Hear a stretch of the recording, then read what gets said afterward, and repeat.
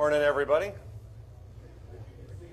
As you can see, my brother is handing out mints from my mom's purse. So if anybody needs one, go ahead and raise your hand. We're going to be in 2 Samuel. That's where we're going to start off here in just a minute. So go ahead and open up to 2 Samuel 17. This is the Transjordan section. I think I said it was Egypt last week, which Transjordan that comes before Egypt. I'm not going to say what is next week. I think it's Egypt. Probably won't be because I have a tendency to not remember the specifics about that type of thing. But this is the Transjordan area. This is a section that probably isn't super familiar to a lot of us. Once we get into it, you'll find out exactly all the things that happen there. We may not classify it as this. You may come up with different names, but this is the name that works the best for me. And so that's the way that I'm going to describe it this morning as we discuss all these kinds of events. And as we talked about last week, the topography, but most importantly, the culture. That was kind of the point we made last week in regards to geography, is that culture is impacted by the topography, by environment, by your surroundings. And so I think you can see that especially dominant in the Transjordan area. Before we start, though, I'll ask Jeff to lead us in a word of prayer. Dear Heavenly Gracious Father, we thank you for this first day of the week. We grant us gathered together, study your word in this class. We ask that you be great as he presents this lesson to us and help us to listen and to learn. Thank you so much for your son Jesus, for his sacrifice on the cross. And please forgive us our sins. In Christ's most precious name we pray. Amen. Thank you. I'm almost scared to ask this, but what region is the Transjordan region? This is going to be either a really easy, simple answer, or we're going to go completely off the rails here, and I'm not really entirely sure which. But what is the Transjordan region?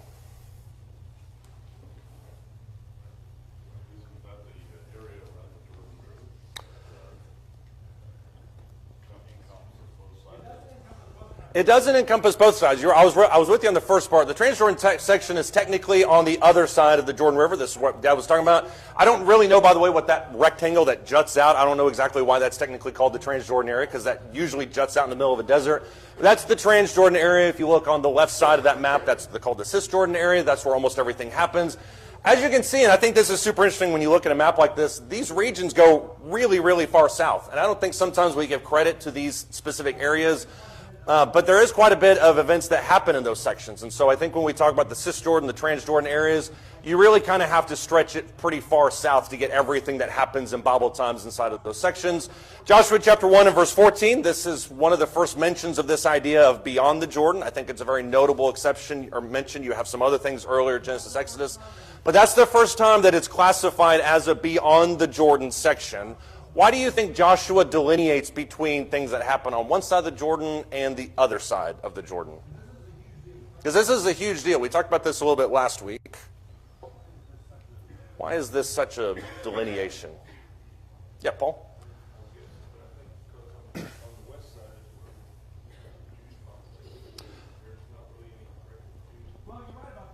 Well, you're right about a lot of that. I mean, everything you said was right to a certain extent. But when you look predominantly at the western side of the Jordan River, that's where you have the mass population of Israel. That's where you have most of the tribes. Who lives on the other side of the Jordan River?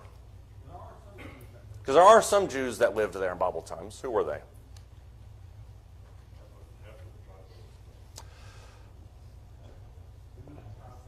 Maybe we can crowdsource this, because I always forget it too. I think there was Dan. No, see, I don't think there was Dan. I'm going to back up a couple of seconds. John studied this 10 minutes before class, so he's going to teach it. Go ahead. Who is on the other side of Jordan? Because it's not Dan, obviously. Half tribe of Manasseh is there. Yeah. Gad and Reuben. John, is that right? Okay, we're going to go with Gad and Reuben. Okay, Jeff has Googled it, which is what we should have done at the beginning of it. Gad and Reuben, the half-tribe of Manasseh, why did they want to stay on the other side of the Jordan River? Or why are they on the other side of the Jordan River? It has to do with this mention in Joshua 1:14. Leading up to the invasion of the promised land, these groups basically looked around and saw that the land that they were encamped in was good for farming, good for raising families, all this kind of thing. Right. Let's just establish our tribes here, and they got approval for that through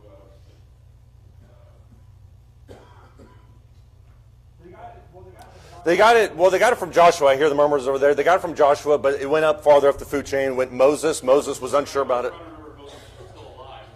Yeah. That's why it's Oh, well. In previous class, I would take that a step further. It's a little deeper than that because you mentioned Reuben. Yeah. Well, Reuben's the firstborn, and remember he already had his birthright stricken from him because Right. of his actions with his father's concubine or whatever. But Right. So there's probably deeper than just, oh look, we have lush land. Yeah. He was going to end up getting the scraps of whatever's left over the farm. Right. Reuben loses his birthright, as you mentioned. 2 Chronicles talks about his actions with Bilhah. I can't remember if it's one of the concubines of Abraham of Jacob. He has relations with her, loses his birthright.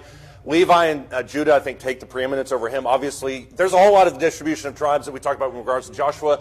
I do think it is Moses that eventually they come to him. They say, "Can we have this land? We really like it." Moses takes it up to God. God says, "Sure." There's a caveat on that. They can have that section of the land as long as they what? Right. As long as they cross over Jordan, they continue fighting, then they can go back. At the end of Joshua, that ends up happening. We have the benefit of hindsight, obviously. We're several thousand years into the future from this decision. Was that idea of a split a good decision on their behalf? When you think about the history of Israel as a whole, stop it before modern times, but think just purely Old Testament, was this a good decision for them?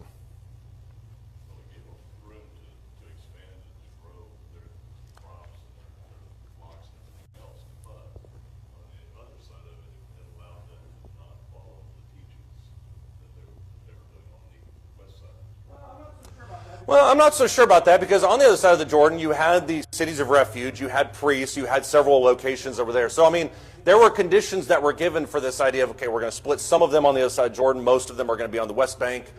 But was it a good idea in hindsight to split them up? I would argue not, in case you're wondering what I'm thinking in my tiny little brain. Why do you think it wasn't a good decision? Why would it not be a good decision to split them up like that?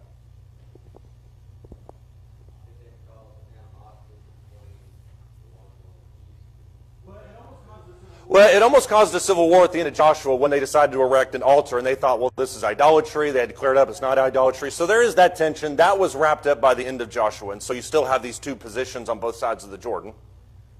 I would argue that much more prevalent then than now, that where you have a physical boundary between what should be a united people, it doesn't take very many generations to become an us versus them. Right. That's kind of where I was headed with it. When you, especially, and as you mentioned, especially back then when you didn't have the information infrastructure that we have, the idea of a physical barrier separating peoples was a huge deal in regards to culture. You also have the problem with isolationism. So you're separating these groups of people from the main body of people. And so it's very easy for those people to kind of drift off. And there's not a huge amount of evidence that they did so more than the nations that are on the west side of the Jordan River. But I do think you have this isolationism that creeps in and they just kind of drift and drift and drift just like everybody else does. But even more, I think even more problematic for that is not just the isolationism, but who lived on the other side. And Levi mentioned it, but there is a huge issue in regards to this with us versus them. This was those people who were beyond the Jordan. These were people on this side of the Jordan. There's a huge amount of animosity between that. And so when you think about who lived on the other side of the Jordan, you have this idea of other, them, not us. So when you go back further in Deuteronomy, go back a little bit further in Deuteronomy chapter 23 and verse 4, when the people are moving into Canaan from the original Exodus route, Moses mentions that these Ammonites, these Moabites, these are the type of people, they just not going to let them pass through their land. Why would they not let the Israelites pass through their land? And Moses says, look, we'll pay for everything. Just let us walk. That's all we want to do. Why won't they let them pass?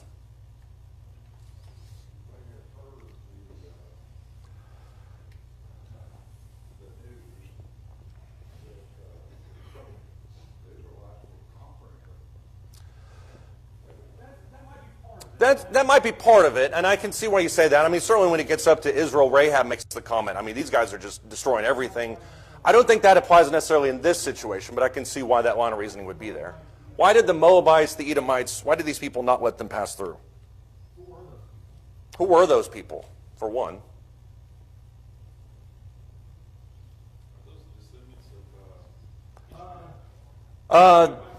The Edomites, I think, were descendants of Esau, so you have that animosity. And then you have also the Ammonites and the Moabites, and I'm probably messing this up. John's going to correct me in a second. But I think those were the two offshoots of the incestuous relationship between Lot and his two daughters. And so on this other side of the Jordan, not only do you have this section that exists there with those people, but the type of people there are very hostile towards Israel to begin with. And so when you have those 2.5 tribes on the Transjordan area, you have isolationism, you have an enemy that's literally in your backyard with a very natural border that separates any kind of help from crossing. It's just not a good idea. The fact that God allowed it, I don't think gives credence to the idea that it was a good idea. I think he just wanted them to do what they were going to do, makes allowances for it. But you have this idea of this animosity in this Transjordan area that already exists. It's like a built-in enemy into their Canaan dwelling. You also have later in 1 Samuel chapter 11, this is when these nations would oppose Saul. 1 Samuel 11, 1 Samuel 12, these are the highlights of Saul's life as a king. It goes sharply downhill from this point forward. But at this point in his life, he's killing everybody. He's making a name for himself. He's unifying the nations. That's kind of the high point of his career, is his battles against these types of Transjordan tribes. And then you also, if you fast forward to Nehemiah 13, verse 23, you have a huge issue with intermarriage. Not only do you have these tribes on the other side that are intermarrying with them, now you've got the Cisjordan tribes that are intermarrying with them. You've got an integration of cultures. It's a huge issue in regards to them. What did Nehemiah tell them to do whenever he said about restoring the nation of Israel? He said, if you're going to be pure, what do you need to do? And both Nehemiah and Ezra deal with this in huge blocks of text in their 2 books. You got to put these wives away. Why do they have to put the wives away?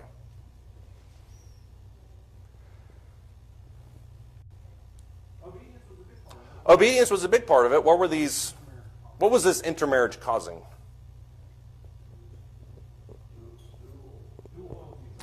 Dual loyalties. That's a really eloquent way of putting that. Yeah, you have these people that were coming from the Transjordan areas that were bringing their gods, their customs, their cultures. And over the course of several generations, you have this full integration that really dilutes the nature of worship towards God. And so when they came back in Nehemiah and Ezra and they said about restoring the kingdom of Israel, they're thinking, you got to put all these people away. It's not lawful for you to have them to begin with, but you really have to put them away if we're going to have any kind of advance in purifying Israel. This same mentality of a zealousness for purity extends into the Pharisees and Sadducees. That's where you see the seeds of that same mentality kind of creeping in. The Transjordan area isn't always terrible, though. It's not always just filled with enemies around every corner. You also have this section in 2 Samuel 17. 2 Samuel 17 is when David is on the run from Absalom. Absalom goes against him. We don't have to go into that whole story right now. 2 Samuel chapter 17, starting in verse 21, though, this area provides a haven, more or less, for David. 2 Samuel chapter 17, starting in verse 21, it says, it came about after they had departed that they came up out of the well and went and told King David. They said to David, arise and cross over the water quickly. Notice, once again, that transition over the Jordan River. Quickly, for thus Ahithophel has counseled against you. David and all the people who were with him arose and crossed the Jordan. By dawn, not even one remained who had not crossed the Jordan. Once again, that very familiar geographic line. When Ahithophel saw that his counsel was not followed, he saddled his donkey, arose and went to his home, to his city, set his house in order, strangled himself, and thus he died and was buried in the grave of his father. That's a really sad moment in biblical history, by the way, because Ahithophel, to that point, was a very loyal priest. That's one of the things that pains David the most about that rebellion. David came to Mahanaim. Absalom crossed the Jordan, he and all the men of Israel with him. Absalom set Amasa over the army in place of Joab. Amasa was the son of a man whose name was Ithra the Israelite, went into Abigail, the daughter of Nahash, sister of Zeruiah, Joab's mother. Israel and Absalom camped in the land of David. Now David had come to Mahanaim, Shobi the son of Nahash from Rabbah, the sons of Ammon. I hope that you're following this. There will be a quiz after this. Maker the son of Amiel from Lodabar, Barzillah the Gileadite from Rogelim.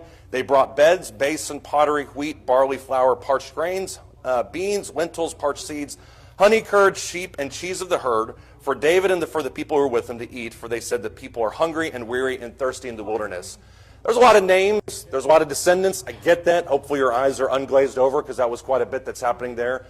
When David crosses the Jordan in his fleeing from Absalom, what does he find on the other side of the Jordan River? Because this is the flip side of what we talked about with enemies around every corner. People who took care of him, exactly. You have in verses 27 and 28 all these people that bring him all sorts of sustenance.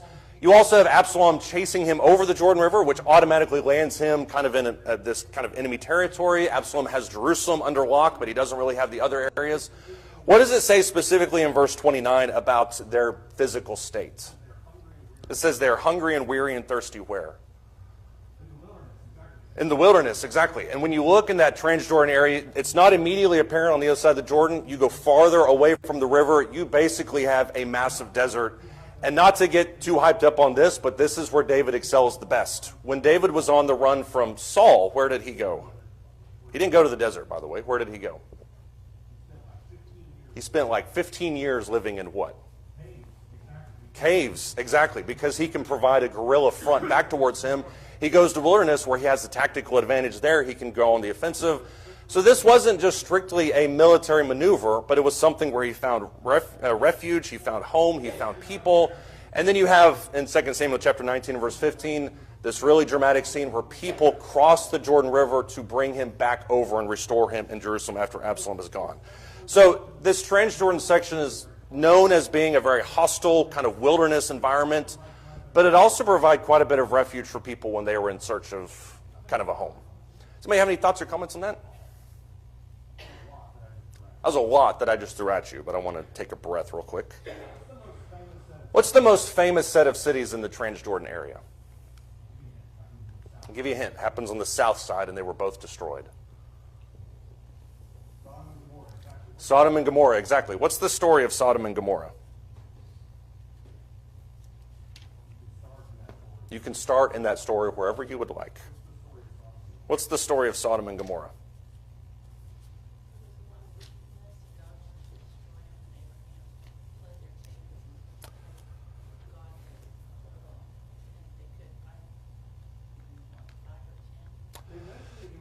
It eventually got to 5 and 10. It started with 50. Abraham pleads on behalf, and Abraham's a central figure in what we're going to talk about in regards to this too. But Abraham pleads with God not to destroy Sodom and Gomorrah. He knows how wicked they are. Why does Abraham not want to destroy Sodom and Gomorrah? Yeah, we usually think that it's in regards to his just empathy for the people, and I do think that's there. I think Abraham is a very empathetic figure or sympathetic figure by nature.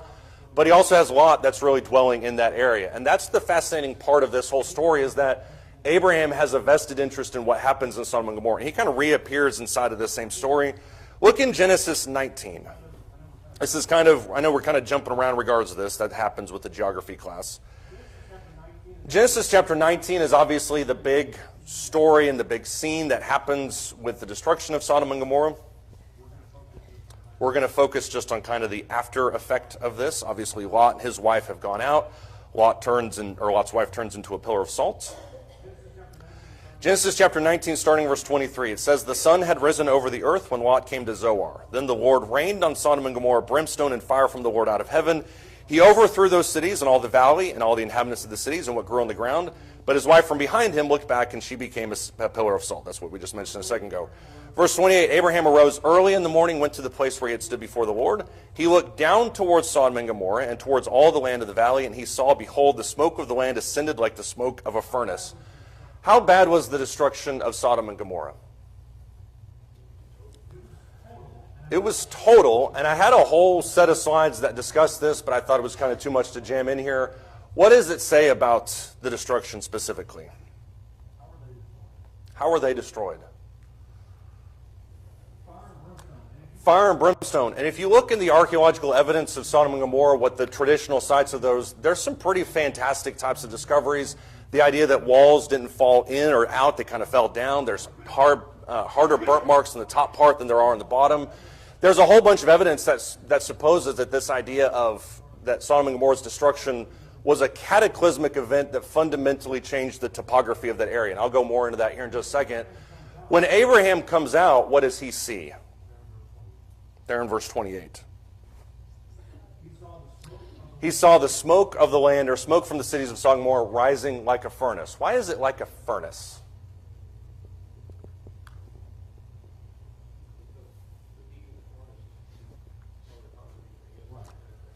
Right. It's not this idea of just it's on fire and there's things that are happening here. This is a furnace, or this is a smoke that is burning, or a fire that is burning so hot that you can see the smoke rising straight up in a pillar. If you see something on fire in today's world, you kind of see it from afar away. It just kind of looks like a plume. Eventually, it kind of billows out. This is a very isolated destruction, and that's what the text is trying to indicate to us. It says specifically there in Genesis chapter 19 and verse 27 that Abram arose early in the morning, went out to the place where he stood before the Lord, and he looked down towards Sodom and Gomorrah. Where is Abram in this story, geographically speaking?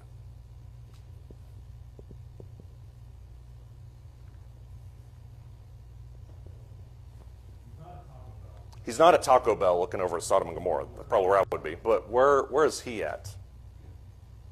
Yeah.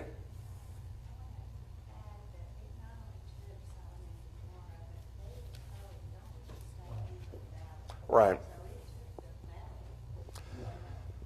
Yeah. Right. That's another part of that too. And when Lot bargains with the angel for whatever reason, when the angel says you need to get up and leave, he's kind of dilly-dallying around. And then he tells his sons-in-law, they're not really sure what's happening. They yank him out of the house and drag him to the mountains. He points to Zoar and he says, "Can I go to Zoar?" That's where he eventually heads. So yeah, I mean it's not just Sodom and Gomorrah, it's the surrounding area. And Lot's wife is a perfect example of that for sure. Where is Abram in this story?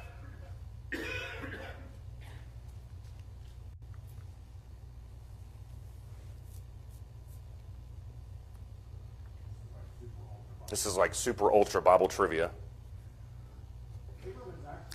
Abram is actually several miles away. He's probably 30 or 40 miles away. He's near Hebron, which is on the western bank of the Jordan River, that Dead Sea area. Go back to Genesis chapter 13, because it's not readily apparent from Genesis 19 where it is. And if you look at Genesis 19, verse 27, it says that he goes out and looks down towards it. You're thinking to yourself, well, how far away is he? Is he 10 feet away? Is he 100 miles away? He's a pretty good distance away. And that's why this story, I think, is so valuable and important, seeing kind of the topography of the area. If you look at Genesis chapter 13, starting in verse 1, it says, Abram goes up from Egypt to the Negev, he and his wife and all that belonged to him. And so if you can follow where he's at this stage, Abram goes up from Egypt to the Negev region. This is the southern portion of what is the Transjordan area, so he's dwelling there for a little period of time. Verse 2, it says, Abram was very rich in livestock and silver and gold. He went on his journeys from the Negev as far as Bethel, to the place where his tent had been at the beginning, between Bethel and Ai. If you remember, right at the beginning of Abraham's story, goes from Mesopotamia all the way over, goes down to Egypt. Now he's ping-ponging back. And so Genesis chapter 13, verses 2 and 3 kind of positions him in that area. This is where eventually all the major action inside of Israel happened. This is where Jerusalem is. This is where Galilee or southern Galilee area. So there's a lot of things happening kind of in this section. If you look in verse 5, now his journey continues. It says, Now Lot, who went with Abram, also had flocks and herds and tents, and the land could not sustain them while dwelling together, for their possessions were so great that they were not able to remain together. Imagine being so rich that you literally can't stand your nephew. Verse 6, the land could not sustain them while dwelling together, for their possessions were so great that they were not able to remain together. There was strife between the herdsmen of Abram's livestock, the herdsmen of Lot's livestock. Now the Canaanite and the Perizzite were dwelling then in the land. Abram said to Lot, Please let there be no strife between you and me, nor between my herdsmen and your herdsmen, for we are brothers. Is not the whole land before you? Please separate from me. If to the left, then I will go to the right. If to the right, then I will go to the left. I think this is a fantastic show of benevolence on Abram's part towards Lot. Lot lifts up his eyes and saw all the valley of the Jordan, that it was well watered everywhere. And then there's a special note, a little bit of foreshadowing to what's eventually going to happen. This was before the Lord destroyed Sodom and Gomorrah. Sandra mentioned earlier the destruction of Sodom and Gomorrah that obliterates the valley. This is the massive cataclysmic change that happens in the region. It's not just two cities on fire. This is enormous destruction that changes everything in that area. And Moses makes a note of it here. He says, It used to be like the garden of the Lord, like the land of Egypt as you go to Zoar. Lot then, verse 11, chose for himself all the valley of the Jordan. Lot journeyed eastward, and thus they separated from each other. It's at this point that Lot goes one way, and then obviously Abram goes farther down. Why do they separate at this juncture? They need room to expand. They both have their own little enterprises. The herdsmen are starting to fight and bicker between pasture areas, and so they decide to separate. A very amenable kind of position. Why does Lot choose to go down to the Transjordan area? What's that? It's greener. It's pasture. He makes a specific mention there in Genesis 13 that it was like the garden of the Lord, which shows you that this type of tradition carried on at least until the time of Moses. But was that a good choice for Lot, or was that a negative choice? This one should be easy. That was a bad choice. Why? What is Lot putting himself in proximity with? What did you say? Evil. You have to say that with a more sinister tone. Yes. Why does Lot go down there assuming that he's going to get closer and closer to Sodom and Gomorrah? Because it's very interesting when you look at it. It says that he dwells in this area. By the time Sodom and Gomorrah arrives, where is he? What's that? He's in it, but he's not just in the city of Sodom and Gomorrah. Where is he specifically? Remember, the angels come through the gates. He sees them. Where is he sitting at? Obviously. He's sitting in the gate, exactly, with the rest of the elders. That's a little subtle note, but what it shows is that Lot has not just made himself a neighbor to Sodom and Gomorrah. He's a part of the elders and the leading men of that city. The fact that he positions himself near the gate to where the angels can come in, he spots them, wants to protect them. That's the real downfall of Lot, is that he goes from somebody who just is kind of sojourning with Abram, and he goes from Mesopotamia, he goes all these different places. Now he positions his heart towards Sodom and Gomorrah. That eventually leads to his destruction, or at least his welfare's destruction. By the time you see him in Genesis, the end of 19, he's living in a cave with his two daughters. He's lost everything at this point. When you look at those two dots, though, this is eventually where both of these men end up. If you look in Genesis chapter 13, starting verse 12, it says, Abram settled in the land of Canaan, while Lot settled in the cities of Valley and moved his tents as far as Sodom. That's a progressionist type of statement. Now, the men of Sodom were wicked exceedingly and sinners against the Lord. If you haven't read up to Genesis 19, you're thinking to yourself, why is he just throwing that in there? Genesis chapter 13, verse 18, Abram moved his tent, came and dwelt by the oaks of Mamre, which are in Hebron, and there he built an altar to the Lord. You're talking about a good distance of about 30 or 40 miles between where Abram is, that red dot, and where Lot is in the blue dot. So when it says that Abram comes out of his tent, looks down, and sees the destruction of Sodom and Gomorrah, what does that say about the destruction of Sodom and Gomorrah? Yeah, this isn't a tiny little deal. This is something that erupts or that obliterates. And Abram is able to look from his front porch 40 miles away and see the smoke that's rising up towards the heaven. It's just a fantastically illustrative verse. And I love the way that he kind of points that out. Does anybody have any thoughts or comments on that? Look in Genesis chapter 14. This is a whole other story. We're kind of burning through this, so if you have comments or questions, stop me at any time. Once I get on a roll, it's kind of hard to stop that snowball. Genesis chapter 14, starting verse 1.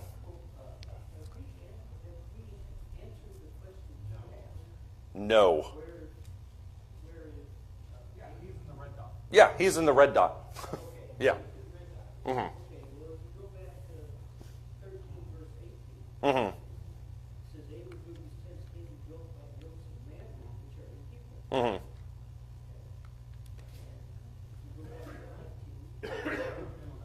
I have a feeling that I'm about to be embarrassed. That usually happens when facts enter the equation. That's the worst thing I could do.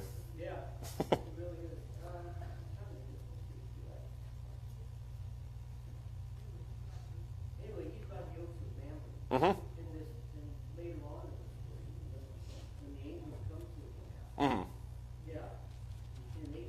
Mm-hmm. Right. Yeah, he doesn't move. I mean,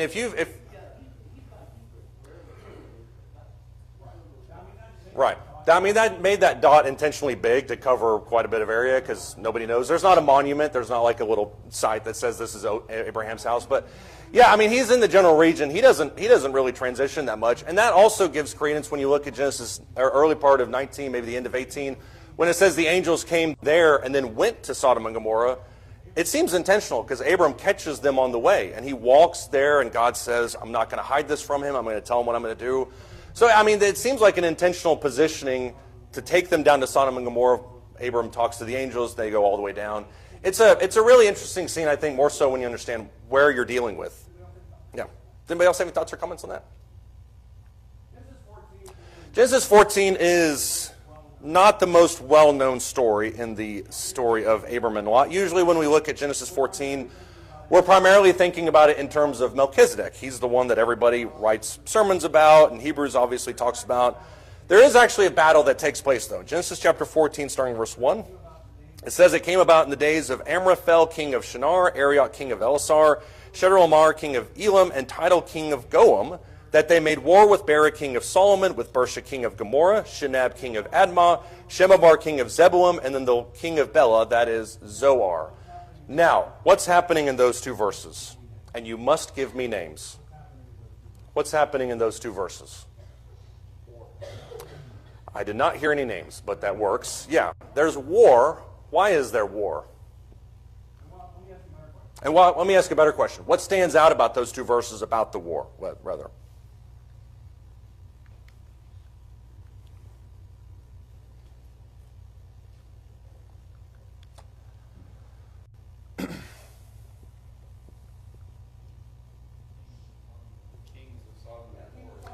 Yeah, the kings of Sodom and Gomorrah invested in it. And that's interesting because when you fast forward 10, 15 or so verses, the kings of Sodom and Gomorrah are eventually going to be the ones that talk to Abram. This is where the Melchizedek story comes into play.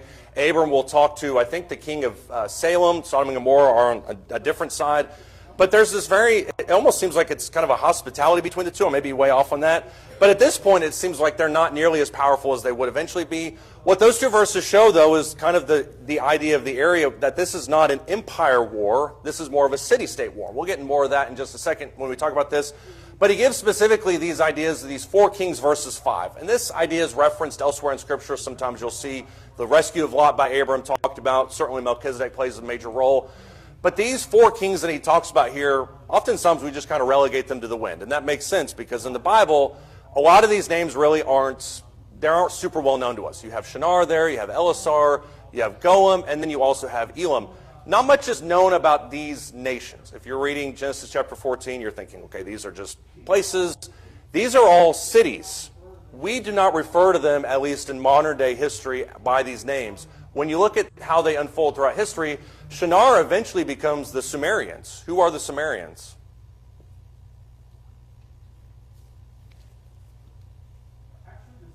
They're actually the same people that lived in Mesopotamia. If you've ever heard Sumerian script, things like that. The Sumerians were a race of people that were very technologically advanced. So there you're talking about the Sumerians, at least at that part. Elisar eventually becomes Larsa. This is basically their crowning moment. They fade off into oblivion. Not much is known about them. Goamites eventually be known as the Hittites. Who is the most famous Hittite? Chris, yes. Uriah the Hittite, exactly. Who is Uriah the Hittite? What's that? Yeah, Bathsheba's husband, who David has killed, but who is also one of David's mighty men. It's interesting when you factor this in because you just read Uriah the Hittite, you think, well, there's nothing unique about that. The idea that a Hittite would be so ingrained in Israelite culture that he becomes a part of David's mighty men, I think is really fantastic and also speaks to the idea of the region. The Hittites were a famously warlike tribe, but they weren't exactly known throughout history. As a matter of fact, they really weren't seen in many things until the last couple hundred years. Most people thought they were just kind of a passing mention, a biblical error. The Elams also would eventually become the Elamites. That's super well known. The Elamites and all these different races of people, they all have their own little concentration of power, primarily relegated to these ideas of city-states. What is a city-state? It's kind of built into the name, but what is a city-state?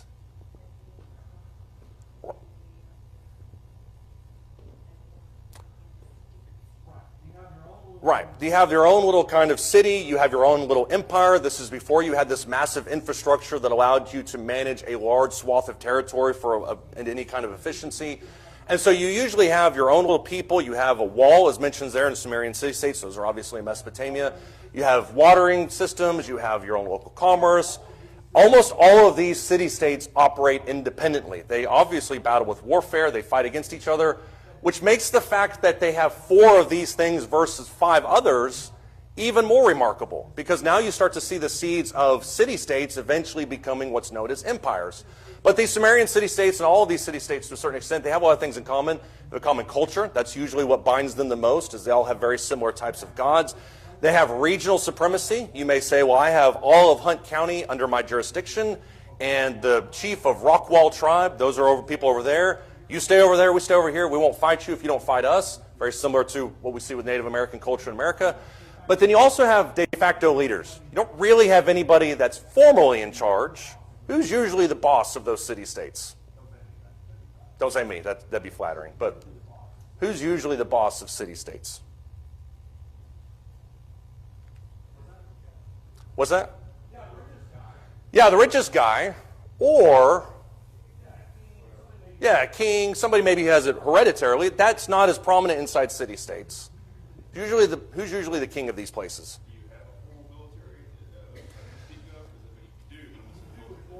You do. It's more akin to a militia type sit-up. So you don't have a standing army. That wasn't a thing back in those days. But you have a militia that you can call to task.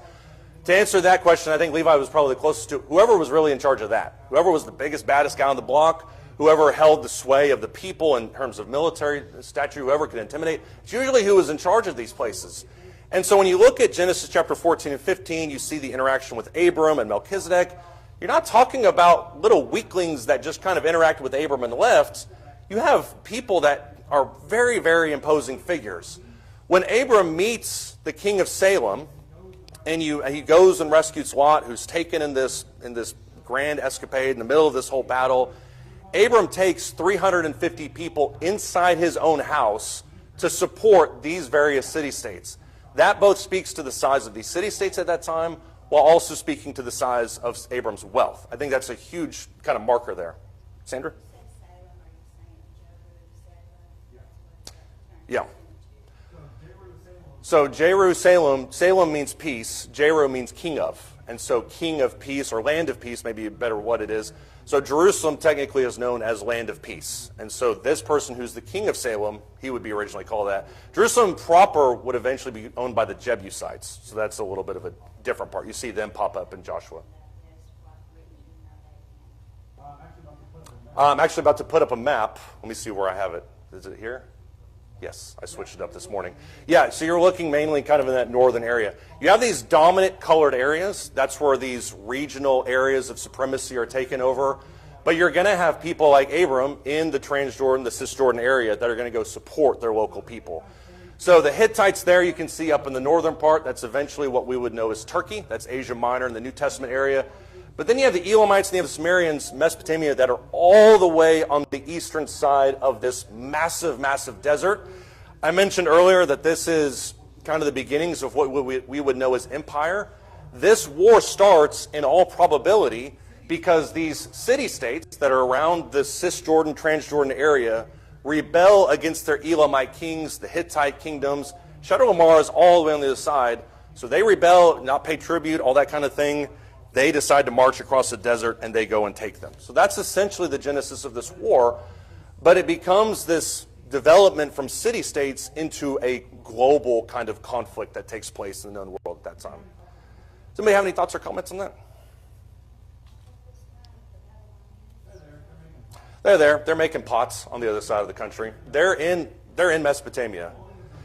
Babylonians are not even a blip on anybody's radar until the 600s. They have this brief shining moment, but largely they're kind of just subdued rulers and empires inside of other areas.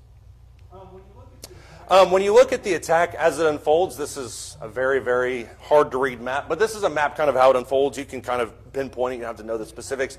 But you have it coming down into the area, kind of coming back up. This is where Abram's going to be, obviously. He has loyalties to various city-states in the region. That's why he then goes and fights against this people. The battle takes place just south of the Dead Sea, what we would know as the Dead Sea. It's seen to be underwater. This is where Sodom and Gomorrah eventually come from. At this point, it's very much a valley. Look in Genesis chapter 14 and verse 10, though. At the end of this battle, in Genesis chapter 14, one of the most kind of unique sections of this battle takes place. It says, now the valley of Sodom, which is just south of the Dead Sea, says the valley of Sodom was full of tar pits, and the kings of Sodom and Gomorrah fled. The battle takes place, and they're gone because they're done with that. All of their food supply, and they departed. Where they come from is this section on the northeastern or northwestern side of the Dead Sea. They basically pick up everything they have, and they run around the Dead Sea. They make it as far as that Siddim Valley, which is in the southern part of it, because that's where they get stuck in the tar pits. Verse 11, they took all the goods of Sodom and Gomorrah, their food supply, they departed. They took Lot, Abram's nephew, his possessions departed, for he was living in Sodom. There's where Abraham goes and gets him. But he mentions specifically there in verse 10 that there were tar pits that they got stuck in. What are tar pits? I almost said carpets. That's not the same thing. What are tar pits?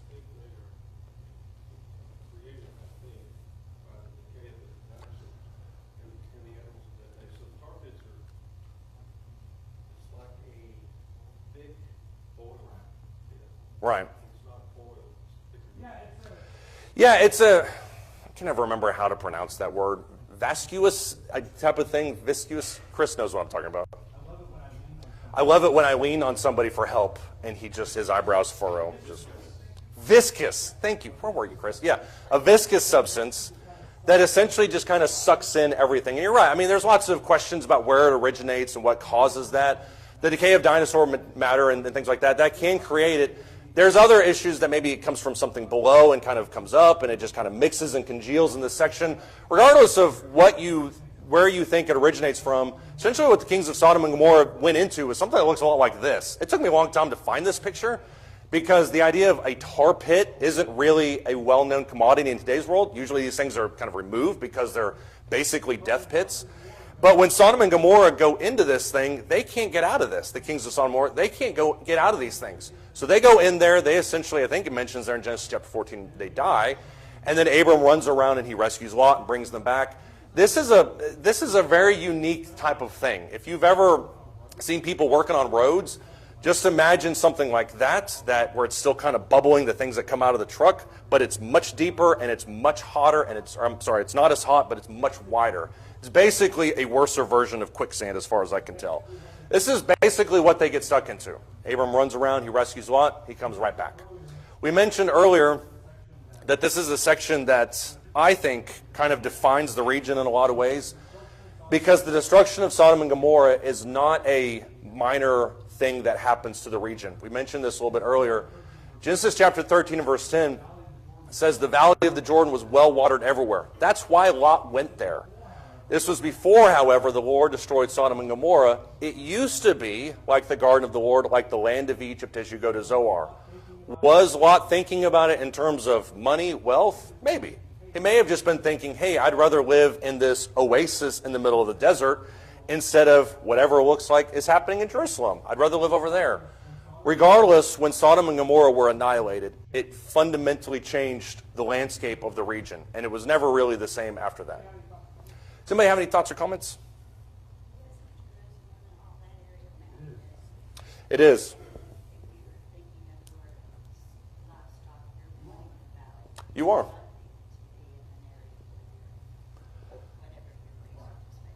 Right.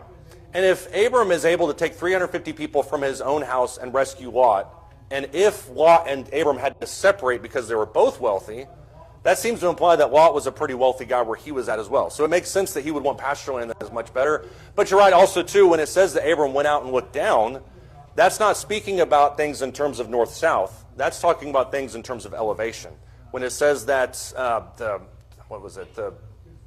the Good Samaritan, I think when they're traveling, they go up from Jericho to Jerusalem. That's an elevation marker. So Abram is able to walk out his front porch next to his rocking chair, which I know he has to have, and then he looks down elevation-wise towards Sodom and Gomorrah. That's the marker that they're talking about in that section.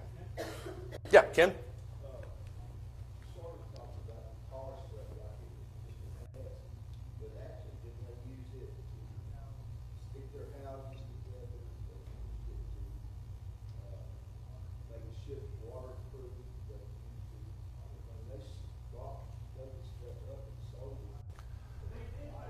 They did, but it wasn't ever just usually sitting around on the ground as much as it was. I mean, they would sometimes dig for it, and they used other things as well too. I mean, manure was a part of that. You can mix manure with blood, and you can create something like that. I was a little bit early for a 10 o'clock class on Sunday morning, but yeah, there was lots of substances they used for that. They would eventually also use tar, but that was, from my understanding, was too far inland to be useful to more of the sea-dwelling nations. But you're right, they probably did use that for sure. Well, that one still is. I don't know about the other ones. I don't think most of the tar pits are there. I mean, they're basically death pits, so that's why if you can see there's a chain link fence around this one. It's not something that, at least in habitable areas, people are just going to leave laying around. So most of them have been removed. I'm sure there's lots of them still around.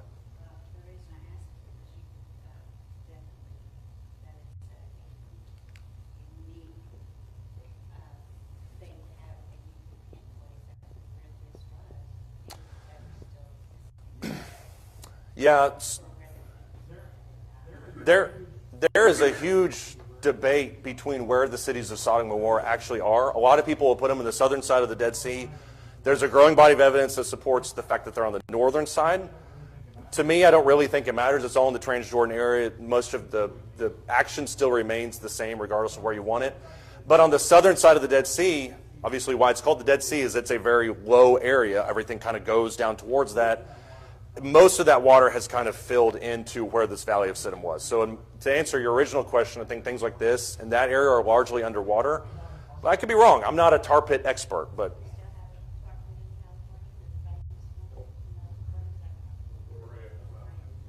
that's what I was thinking. Yeah, La Brea. I would assume we can ask Levi. He seemed to be up on his La Brea history. Yeah, that's a good Wikipedia homework for everybody today. Look up La Brea and see about the tar pits. Yeah, they're still around. There's no question they're still around. Just most of them have been removed in habitable areas, as far as I know. Yeah, but unfortunately for the kings of Sodom and Gomorrah, they were not as lucky. Does anybody else have any thoughts or comments on that? Tentatively speaking, next week is Egypt, so we'll talk about that next week. And then the week after that is our gospel meeting. And so we'll do Egypt, and then we'll kind of take a 1-week break. Thank you, everybody.